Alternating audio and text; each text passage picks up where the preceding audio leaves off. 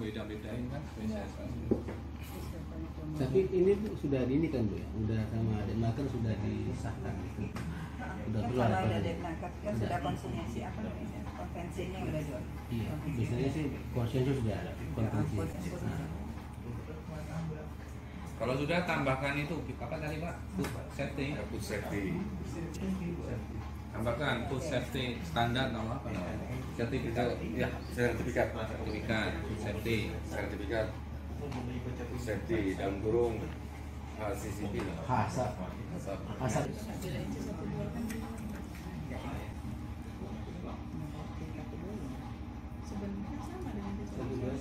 Oh, yang C11 itu domestik.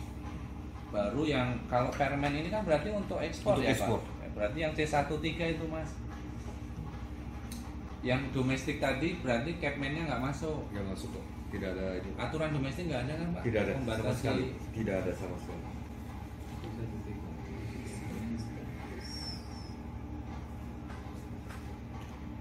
Kalau alat tangkap Mas ada dibatasi?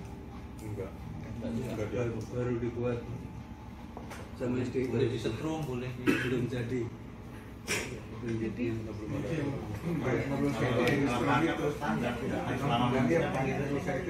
Ya, terus nama lingkungan. Dia pakai jaring Tapi lama lingkungannya tidak belum Soalnya baru dibuat ya. Soalnya kayak misalnya kepiting rajungan kan udah ada aturan domestiknya ya. Ya. Kalau sidat belum berarti. Baru mau dibuat.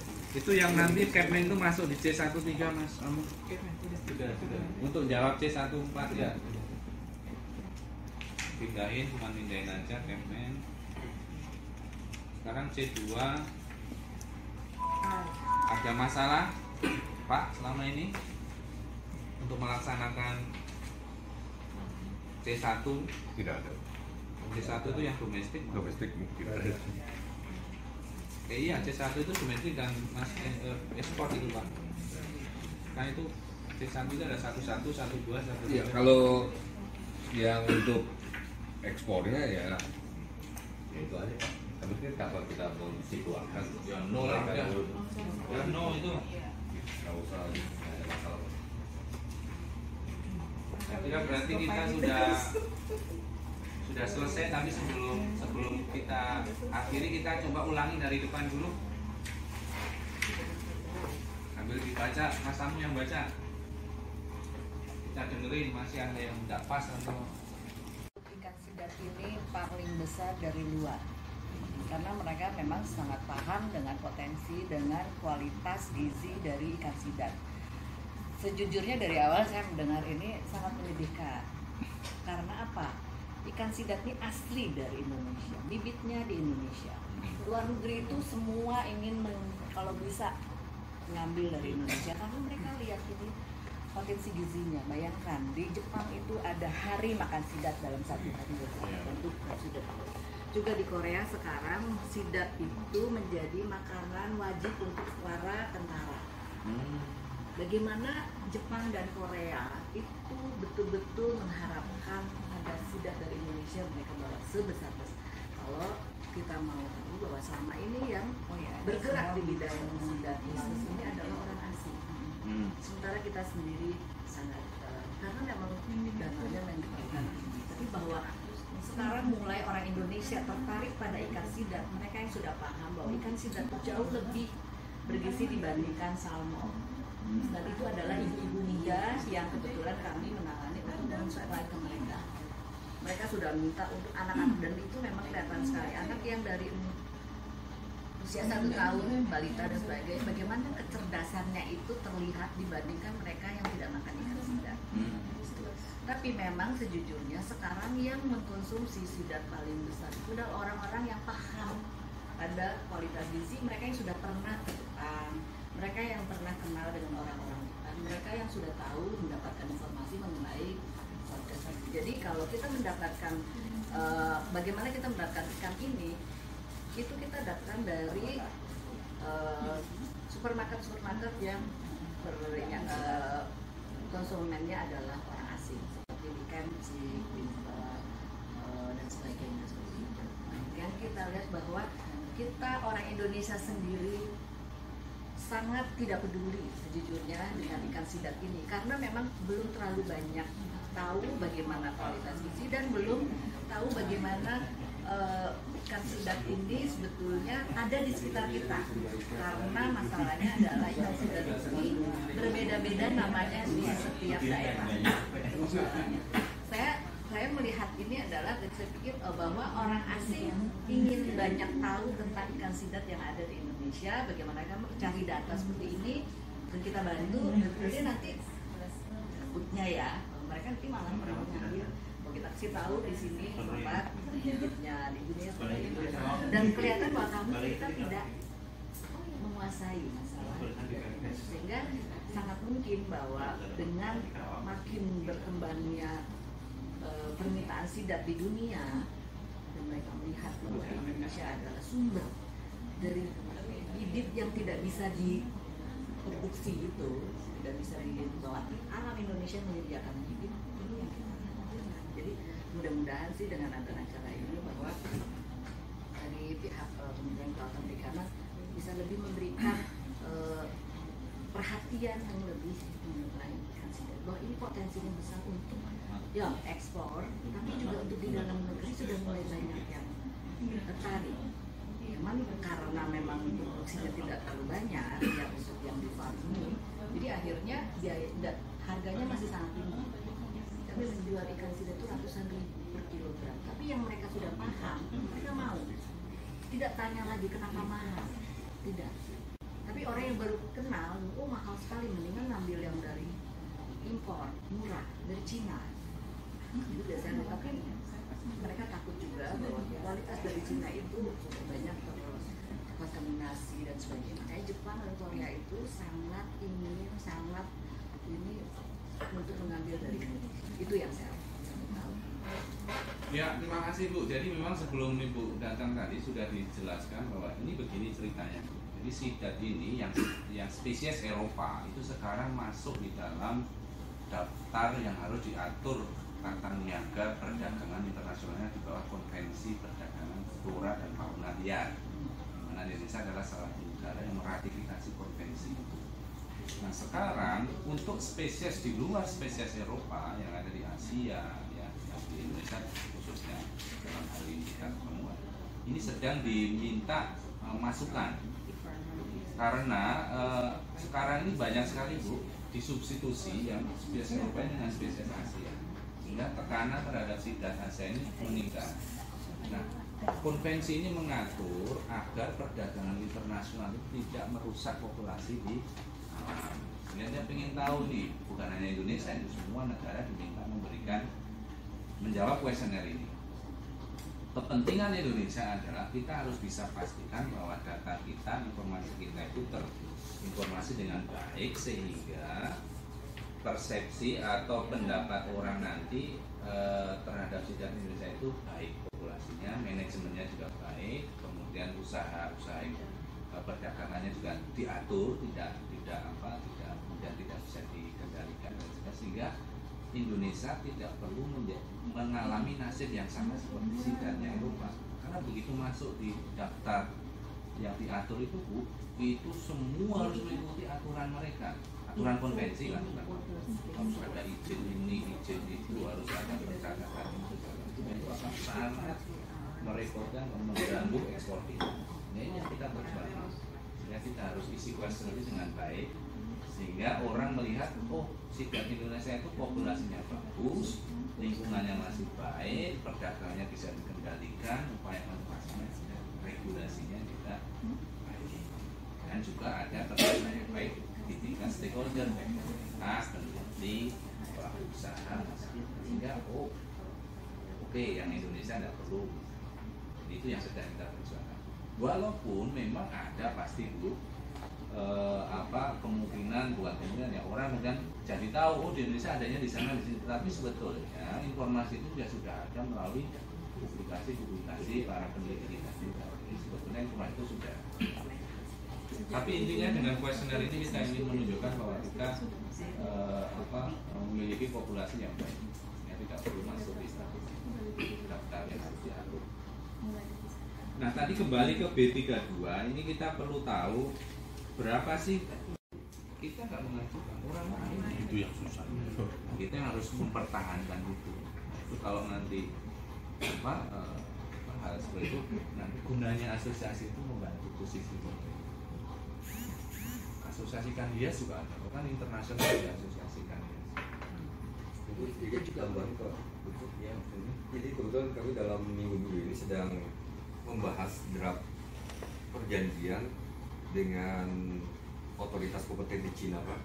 Jadi karantina Cina meminta kepada Indonesia untuk melakukan kerjasama di dalam pengiriman komoditi perikanan Pak. Nah di situ mereka minta semua didaftarkan, diregister. Jadi yang kita ekspor ke mereka harus didaftarkan. Perusahaannya siapa saja. Sebaliknya kalau Cina kirim ikan ke Indonesia, otoritas Cina memberitahukan ke kita siapa aja perusahaannya yang mengekspor ke kita, termasuk ketelusuran datanya. Dia asalnya dari mana? Bagus itu Pak. Nah saat ini sedang lagi dibahas Pak draftnya.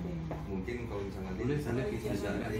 Karena kita punya banyak masalah juga dengan Cina. Yang terakhir itu soal Napoleon. Jadi Napoleon di Cina itu banyak yang laundering. Jadi angka yang resmi di Cina impor Napoleon dengan angka yang real ada di data kapal itu tidak sama. Nah itu pintu keluar masuknya itu memang melalui Hong Kong. Di Hong Kongnya tertib, begitu ke mainlandnya itu buat karu-karuan. Saya sampaikan ke BKI, BKI Bagus. Kalau kita udah punya itu, jadi nanti itu semua data ini kan masuk, mau yang listing appendix, tidak listing appendix, pelaku usahanya ketahuan semua gitu. Bagus itu Pak, memudahkan juga proses monitoring. Dari saya sampaikan. Pak, mohon izin Iya, Mbak untuk Toto. data ekspor dari karantina, mohon maaf Pak, Ya. kebetulan saya sudah pernah menghitungnya. Untuk ekspor tahun 2016 itu ada 23.768 individu yang ditujukan ke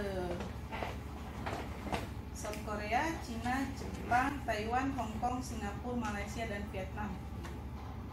Untuk tahun 2017 itu 13.009 individu. Untuk destinasinya masih negara yang kaya. Oke, nggak apa-apa, makasih Mbak. Karena yang individu soalnya pakainya.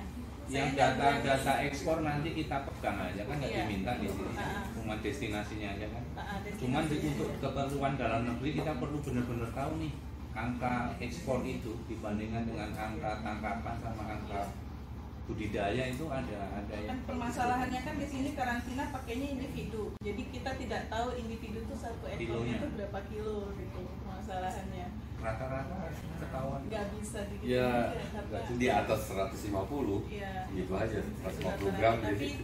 biasanya mereka kayak ekspor kan kebanyakan marmorata. Itu pasti lebih dari 1 kilo itu udah pasti. Kalau ekspor yang itu lebih dari 2000 kilo berarti estimasinya sekitar 2 ton, kecil lah ya. Kan tadi produk budidayanya kan sekitar 40-30 355 ton. ya nggak kecil sekali, nggak sampai 1%. Ya artinya sekilas nampaknya fine lah gitu ya, angka-angka itu masih angka yang nyaman lah dilihat gitu. Walaupun angkanya akan kita sampaikan. Oke Bapak sekalian, saya kira kita sudah bisa menyelesaikan pertemuan ini, tapi khusus Mbak Komang mohon bantuannya melengkapi referensi, kemudian laporan yang akan kita lampirkan di Nama latinnya berbeda. Tapi kalau nama dagang semuanya depannya I. berarti nggak mungkin dulu. Ya. Nama dagangnya I semua. Ada belum? Oh berarti tinggal di Tapi di ini ya. kami pakai dua itu, nama dagang, nama Latin. Nah bedanya dia nama Latin. Karena kan pertanyaannya kan ada any other like species kan ada kan kalau pertanyaannya itu kan. Tapi apakah itu membuat bingung di dalam menentukan pendataan di BPK enggak gitu. Cina paling banyak kalau begitu. Bingung kan? Terus ada data penduduk juga.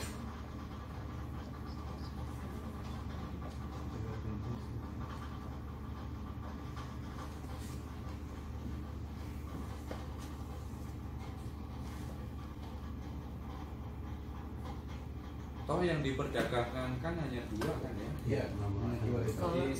Jadi ya nggak masalah, kita lebih tahu yang 2 itu karena itu yang laku di ASEAN ekonomi tinggi. Kayaknya sebenarnya.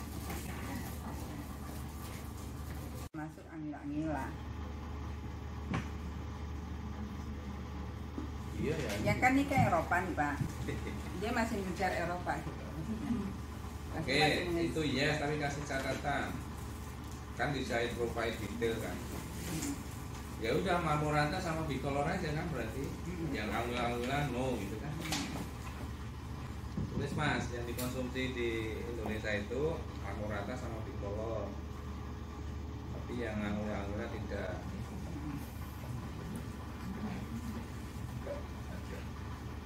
Stepnya ya aja. Ya.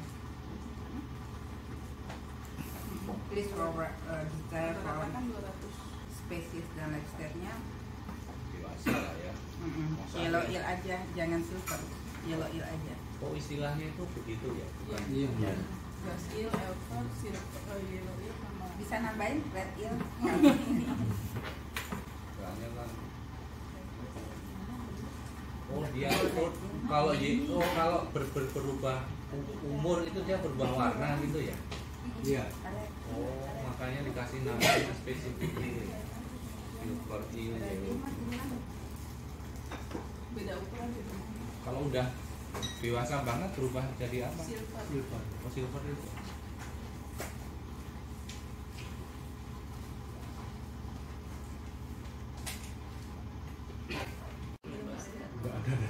nggak ada data. Iya kan nanti juga. Iya memang nggak ada data tapi ya kenapa ini konsumsi ada ini dianggap Tapi spesies waktu yang bukan penting. data Bu, di Kok bisa lapangan nggak ada misalnya datanya? apa enggak misalnya dengan nelayan setempat dikonsumsi nggak seperti itu nggak ada Bu. Konsumsi ada tapi tidak Ada, bisa. tapi sampai datanya berapa yang dikonsumsi per kapita. Besarnya konsumsi enggak. Tapi kalau selain sidat kita punya data ada nggak Pak ikan yang ada data konsumsi per tahunnya? Kita kalau secara umum ada Pak, data per kapita itu ada Pak. Ada. Data ada. Per spesiesnya, per jenis ikan itu. Konsumsi lele per tahun gitu ada kita. Ada ya, Ada kita Pak, tapi ini saya udah lagi Nggak maksudnya datanya. kalau lele aja kita nggak Nggak. ada mau. Tidak gitu. Data kalau Sampai sudah susah itu karena semua warung tenda jual lele Iya. masalahnya. lele nila itu kan.